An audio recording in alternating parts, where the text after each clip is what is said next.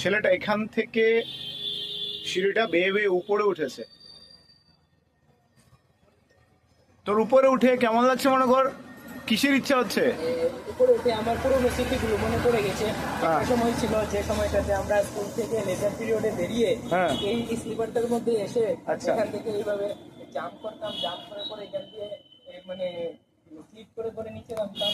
অনেক আচ্ছা। সময় কি হতো যে এখান থেকে স্লিপ করার সময় আচ্ছা। পরে অনেক সময় এই হাঁটুর এই নিচের এই অংশগুলো মানে খুলে যেত, ছুলে যেত, চামড়াগুলো উঠে যেত, এই চামড়াগুলো উঠে যেত। মানে তুই ছেঁচড়ায় পড়তি।